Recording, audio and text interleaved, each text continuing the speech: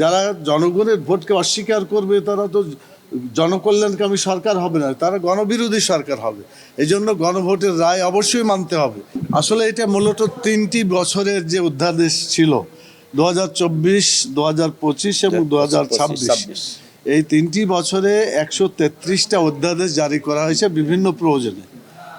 এই প্রয়োজনগুলোকে সামনে রেখে যে অধ্যাদেশ করা হয়েছে, এটার মধ্যে কতটুকু ভালো কতটুকু খারাপ এটা যাচাই বাছাই করার জন্য একটা কমিটি, বিশেষ কমিটি করা হয়েছে। এটা বোধহয় 13 সদস্য বিশিষ্ট কমিটি। তার মধ্যে আমাদের জামাত ইসলামের এখানে যারা আছেন, আপনার নাম সবাই তো শুনলেন। আমাদের 3টা কথা, একটা গণভোটের ব্যাপারে সিরিয়াস আপত্তি আছে।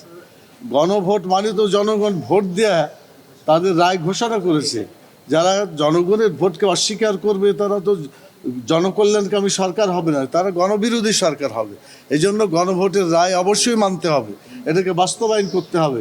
এই চেতনা যতদিন এখানে বাস্তবায়ন না হবে, আন্দোলনও থামবে না। আর এই ধরনের বিতর্কিত কথাগুলো যারা সরকার বলছে, এটা কোনো কাজে লাগবে না। এই জন্য তারা আমাদেরকে বলছে যে আমরা আলোচনা করব, সেজন্য সময় দরকার। কিন্তু আমরা লক্ষ্য করছি যে ওনারা তাড়াহুড়া করছেন অনেকটাই বলা যায়। নগদ নিয়ে এলো হার না মানা হার অফার। সর্বনিম্ন 10,000 টাকা রেমিটেন্স নগদে পাঠালে থাকছে স্বর্ণের হার জেতার সুযোগ। মানে 133টা অধ্যাদেশ আপনি যদি কিছু একটু অল্প করে আলোচনা করেন, তা তো অনেক দিন লাগবে। কিন্তু 2 তারিখে এটা শেষ করতে চাই বা এত তারিখের মধ্যে করতে চাই, আমরা এটা মানি না। আমরা বলতে চাই বাধ্যবাধকতা আছে যে 30 না, এটা কোনো বাধ্যবাধকতা নয়, যে কোনো সময় আমরা বাড়াইতে পারি। সরকার ইচ্ছা করলে আরও সময় দিতে পারেন।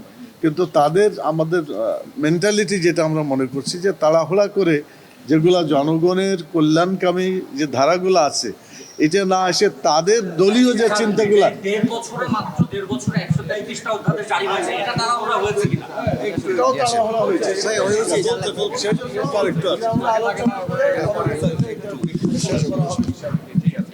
Okay, thanks.